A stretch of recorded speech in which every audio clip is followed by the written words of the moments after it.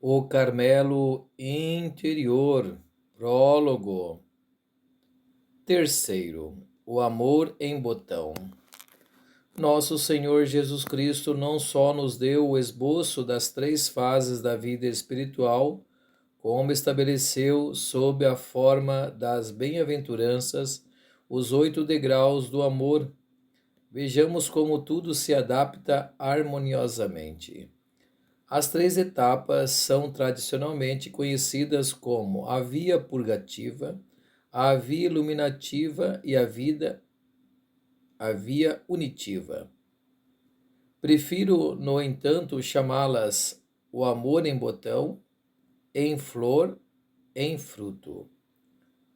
Não há três vias, mas uma única, a do amor. Embora esta seja suscetível de uma sumária divisão em três fases. As 8 bem-aventuranças anunciadas pelo Cristo no Sermão da Montanha são as seguintes: Bem-aventurados os pobres em espírito, porque deles é o reino dos céus. Bem-aventurados os que choram, porque serão consolados. Bem-aventurados os mansos, porque possuirão a terra. Bem-aventurados que têm fome e sede de justiça, porque serão saciados. Bem-aventurados os misericordiosos, porque alcançarão misericórdia. Bem-aventurados os que têm coração puro, porque verão a Deus. Bem-aventurados os pacíficos, porque serão chamados filhos de Deus. Bem-aventurados os que sofrem perseguição por amor da justiça, porque deles é o reino dos céus. Bem-aventurados sois vós quando vos injuriarem, vos perseguirem e mentindo disserem todo mal contra vós por minha causa. Folgai e exultai, porque é grande a vossa recompensa nos céus, pois assim perseguiram aos profetas que viveram antes de vós. Mateus 5, 3, 11. Em relação à segunda e à terceira bem-aventurança, segui a ordem do texto grego e não a da Vulgata. Podemos analisar as bem-aventuranças sob 2 pontos de vista. No primeiro, consideramos cada bem-aventurança como uma escada subindo ao céu, assim como há em muitas moradas na casa do Pai. Há muitas escadas que a elas conduzem. No segundo, as 8 bem-aventuranças parecem-nos os 8 degraus de uma mesma escada, apresentada pelo Cristo. Se não me engano, foi Santo Agostinho o primeiro a considerá-las desse modo. Segundo Santo Agostinho, São Tomás de Aquino classificou-as em 3 grupos. As 3 primeiras bem-aventuranças, a dos pobres em espírito, a dos que choram, a dos mansos, referem-se ao afastamento das coisas que constituem a satisfação da santidade. As bem-aventuranças da justiça e da misericórdia pertencem às obras da felicidade ativa. As bem-aventuranças dos puros de coração e dos pacíficos pertencem à felicidade contemplativa. E quanto à oitava, Santo Tomás a considera como a confirmação e consumação das precedentes. É evidente que essa tripla divisão das bem-aventuranças estabelecidas por São Tomás corresponde às 3 etapas da via do amor. Já o dissera Santo Agostinho. Apenas nascida, a caridade alimenta-se. Uma vez alimentada, ela se fortalece. Fortalecida, aperfeiçoa-se. No comentário desse texto, declara São Tomás: em primeiro lugar, a preocupação do homem deve ser afastar-se do pecado e resistir às concupiscências que o impelem num sentido oposto à caridade. Refere-se isto aos principiantes, em quem a caridade tem de ser alimentada e fortalecida para que não seja destruída. Vem depois uma segunda e importante preocupação, a de procurar adiantar-se no bem. Tal empenho pertence aos perseverantes que visam, sobretudo, aumentar e fortalecer a sua caridade. Em terceiro lugar, o homem visa principalmente a união e a felicidade em Deus. É essa a preocupação dos perfeitos, que desejam morrer para se unirem ao Cristo. Quando o amor surge, desperta na alma a visão da inanidade das riquezas da terra e das honras do mundo, e ela começa a perceber as riquezas infinitas e as glórias inefáveis do reino dos céus. Vaidade das vaidades, dizia o magnífico Salomão.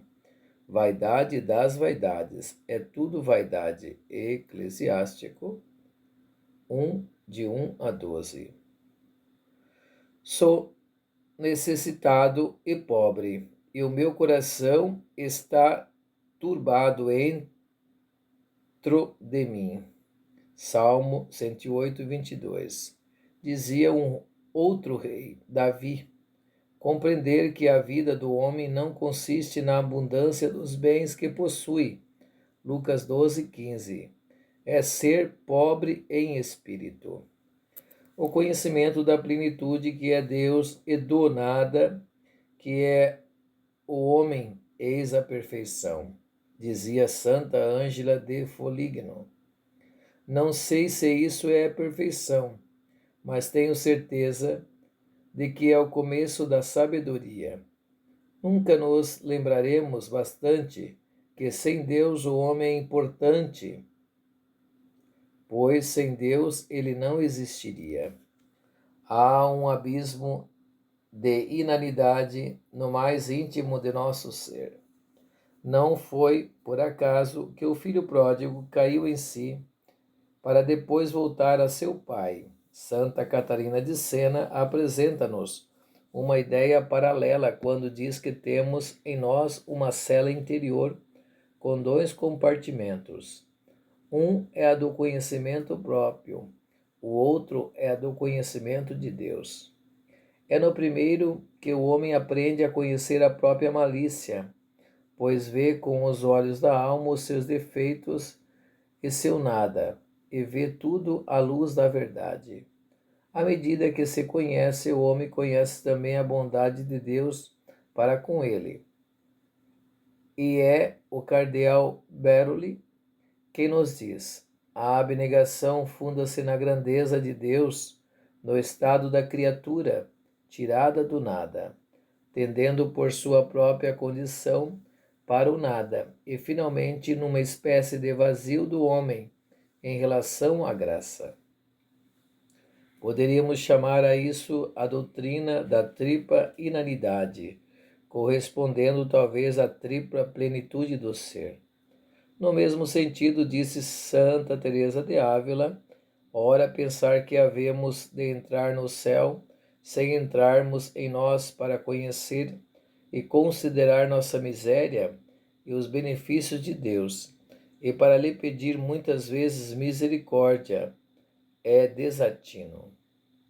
Reconhecer a nossa inanidade é sinal de saúde e é a base de nossa santificação. Não só somos nada, mas o universo inteiro, separado de Deus, voltaria ao nada. São João da Cruz não exagera ao dizer: toda a força, todo o poder das criaturas, comparados à força que é Deus, não passam de miséria e extrema pobreza. Usando a expressão do padre Gerald Van, essa convicção é o primeiro estado da busca para perder-se em Deus. Sem essa convicção, não há vida espiritual, já que essa vida não consiste em outra coisa senão em encontrar-se depois de ter se perdido em Cristo. Mas uma convicção não basta para fazer um santo, apesar de nossa boa vontade, a carne é fraca. Como Lázaro, já estamos salvos da morte pela voz do Cristo, mas conservamos os pés e as mãos atados pelas faixas, símbolos de nossos maus hábitos e de nossa natureza decaída.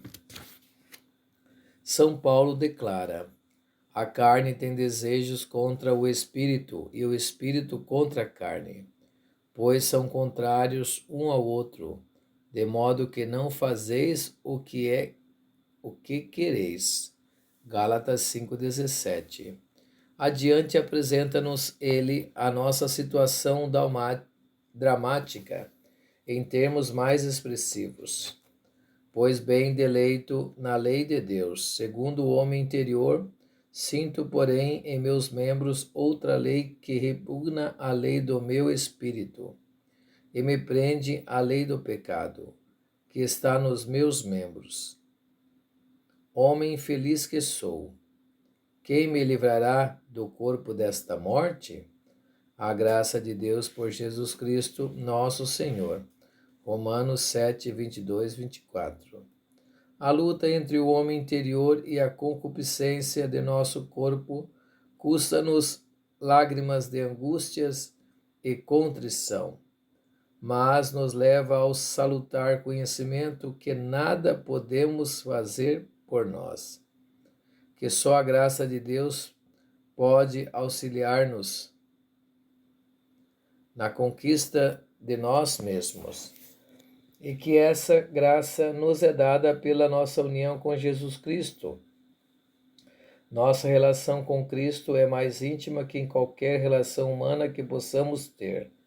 O que melhor a simboliza é a imagem da vinha com seus ramos. Somos membros do corpo místico, do qual o Cristo é a cabeça. Em resumo, por nós mesmos jamais poderemos subjugar-nos o nosso corpo. É somente em virtude de sermos ramos de verdadeira vinha que recebemos a seiva necessária, a graça.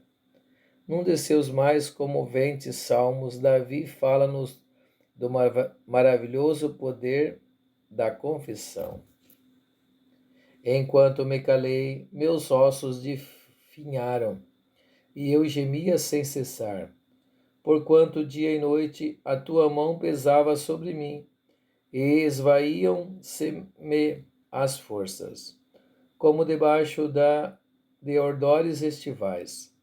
Confessei-te, enfim, o meu pecado, e já não escondi a minha culpa, e disse: vou confessar-me a Deus a minha iniquidade, e tu perdoaste-me o pecado. Tu foste o meu refúgio, salvaste-me da angústia. Cercaste-me com o júbilo da salvação.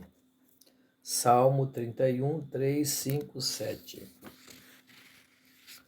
Cada vez que um de nós vai se confessar, de coração sincero, Deus o recebe com alegria e o festeja com um novilho gordo. Meu caro amigo, o Dr. Paulo Sides descreveu expressivamente o que sentiu após a primeira confissão geral. Meu coração transbordava de alegria e saí do confessionário como um outro ser. Sentia-me livre, livre como um pássaro no ar, puro como a neve. Minha mulher olhava-me espantada, imaginando o que teria acontecido vendo-me tão radiante como eu poderia pular até o céu e atingir a lua, para lá encontrar-me com a parada do dragão da lanterna. Isso faz ressaltar as palavras de nosso Senhor. Bem-aventurados os que choram, porque serão consolados. Na verdade, o céu e a terra passarão, mas as palavras do Senhor não passarão.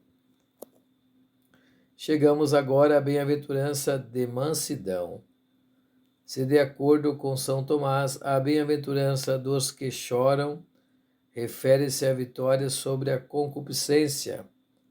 Bem-aventurança dos mansos visa o demônio da ira, com o auxílio da graça divina, o que socorre da piedade,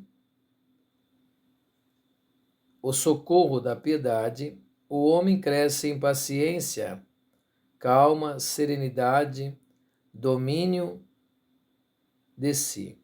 Mansidão é sinônimo de doçura, e penso que São Francisco de Sales tinha isso em mente quando disse: apanham-se mais moscas com uma colherada de mel do que com 100 barris de vinagre.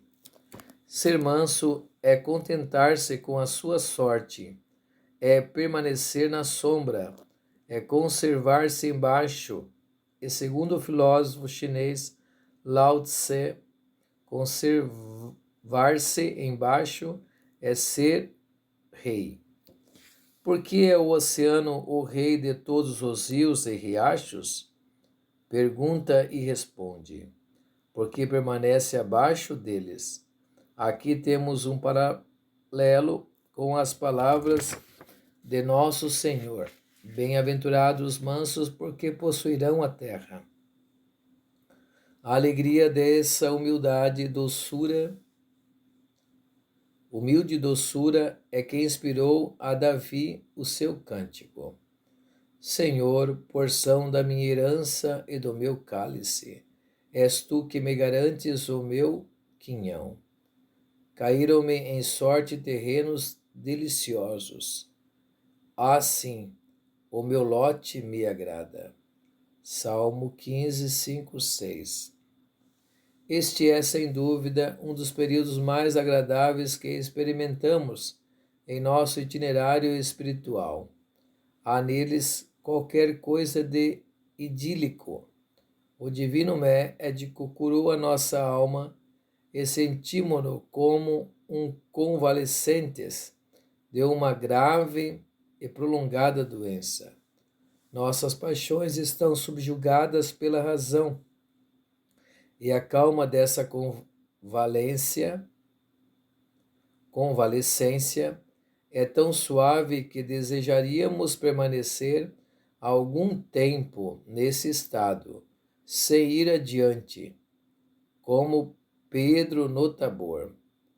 Temos vontade de dizer: Senhor, é bom estarmos aqui, mas o Cristo responde-nos: é preciso que eu me vá.